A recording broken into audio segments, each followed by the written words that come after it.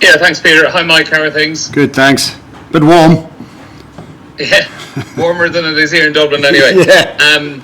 Mike, just to start with, I might ask you for the latest injury update. What information do you have at the moment on Dan Sheehan in particular?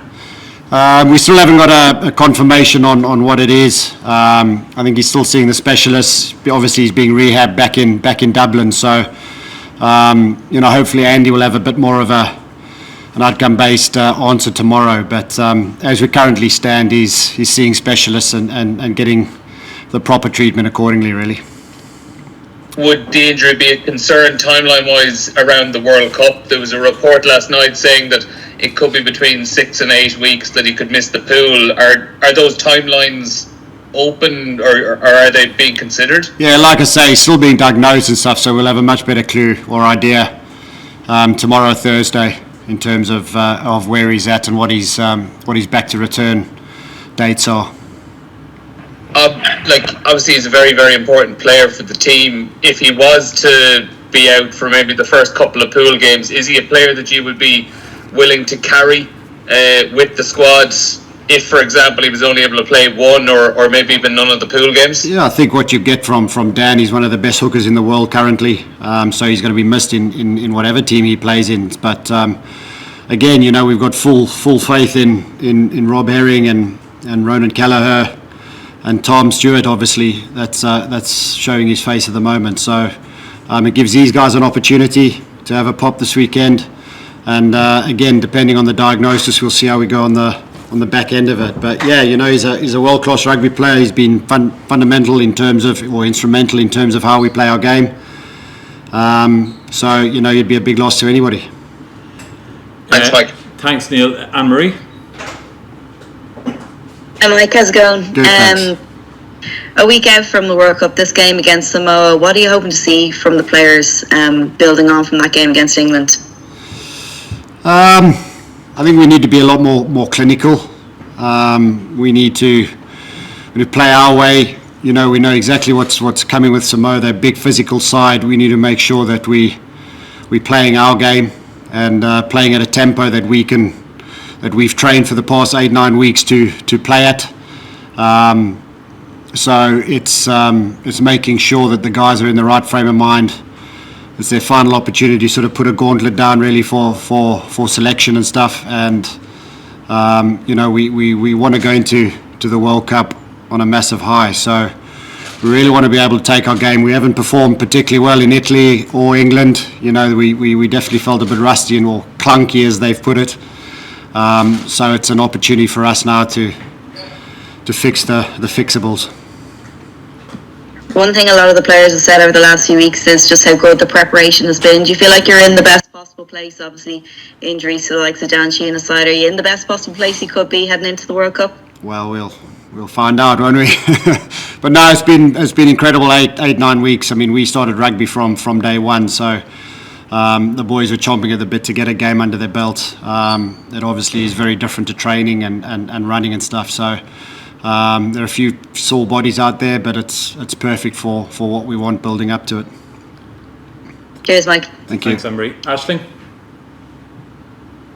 Yeah, hi Mike, Aisling here from Off the Ball. How are you? Good, thank you. How are you? Good, thanks. Just on Dan Sheehan again, have you a chance to speak to him? I know mentally it must be a very tough time for him at the minute. Yeah, again, he hasn't been in camp with us. He's since we've been over here, so we flew out straight away after the game on Sunday morning. So he stayed in Dublin, so we haven't been able to speak to him at all. No, so obviously Andy and the medics are doing that side of it.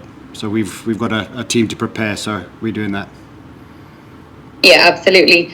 And how important do you feel it is to be able to strike the balance between being really switched on for the whole time you're at the World Cup and also being able to relax too? Yeah, it's massively important. I think it's enjoy the journey. I think the guys and the current environment Andy's created here, the people he's got in here, make it to be a fun environment, a hard-working but fun environment. And there's a real good balance in terms of family time, in terms of team time. And, Andy's well aware of it that, 10, 12, 16 weeks together does both its problems, but I think we've balanced it really, really well in terms of getting that ability to get away and enjoy yourself as well as work hard. Thanks. Sorry, Aisling, I just want to get through everyone on the list. Yeah, so no maybe problem. come back to you. Thank you. Gavin? My guy, how useful is it going through the match week out in France and readiness for the real thing? And does it feel a bit different than pre-season so far this week? Yeah, very much so. Again, you know, we've cut the squads a little bit. So in terms of bodies that are used, you know, your first game of a season, you're always going to be sore. The boys going to be, you know, coming back to training at different times, different mentalities and stuff. So it's hot. It is proper hot, and you know, the ball's definitely a little bit slipperier. So in terms of that, your humidity at that sort of time of night as well when we're playing. So I think it's a great preparation, and again, you know, Samoans are big physical guys. They play some good stuff. So they've got some talented guys there. So it's you know, for the games that are coming up, I think it's going to put us in good stead going into the World Cup for a final game. Thanks. And then cheers. Sorry, go on, Gavin. Go on. Yeah, in terms of getting that squad down to 33, obviously it's very tense for the players. How is it for the coaches? How tough has it been? Any strong differences of opinion, perhaps, in some of those meetings? Big characters in there. Yeah, there's always good conversations had, but that's what you want with a group of good players like that. Listen, I've been on the receiving end of it as well in my career, so it's not pleasant at certain people, but we've got to make decisions, you know, somewhere along the line. But you know, with the way the game's gone and your HIAs and your yellow cards and all this sort of stuff, you know, any one of the guys that we release currently that have been with us for 8 weeks, 9 weeks, you know, we'll see them back. It's just the nature of the game at the moment. So they're still massively part of the game, the squad. But it's, you know, we've got to make a decision somewhere along the line. Thanks, Gavin. Last couple of questions for Michael Corcoran, then Justin, please. Michael? Thanks, Peter. Mike, it's good to see you. Can I? So this weekend is the last game without Johnny Sexton through suspension. Can I ask you what you've made of the performance of the out halves who've played in the 2 matches so far, and what you're expecting from them? Sort of what conversations you've had with them and what you're expecting this weekend? Again, just building on what they've currently got to. I think the authority is something that you know, Ross brings. Jack's probably still learning and that authority, but listen, he's got a lot of good players around him, and if he's able to just play his game like he did for those last 6 games for Munster at the back of the season, you know, he's got a massive amount of talent there. So it's him being him, Ross being Ross, and you know, hopefully we can keep building on him going into that World Cup. And just a question about your opponent Samoa. I mean, they used to be known as a sort of just purely a physical team over the years, but their game has developed and evolved. What kind of a challenge are you expecting from them on Saturday night?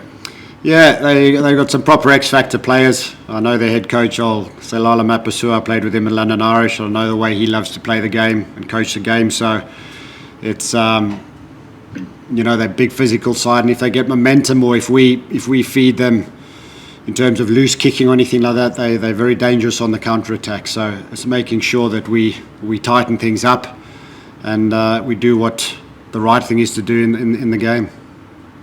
Cheers, Matt. Thanks very much. Thanks. Final question for Justin there. Mike, just one from me, and it's of the 33 places, how many do you feel are up for grabs still? All 33. No, I'm not sure. Again, anything can happen. You know, week in sport, especially rugby union, especially playing against a Samoan team like this, you know, anything can happen. So, you know, we're happy where we currently are. So everybody's got an opportunity again to put their hand up. So we'll see how the week goes on the back of it.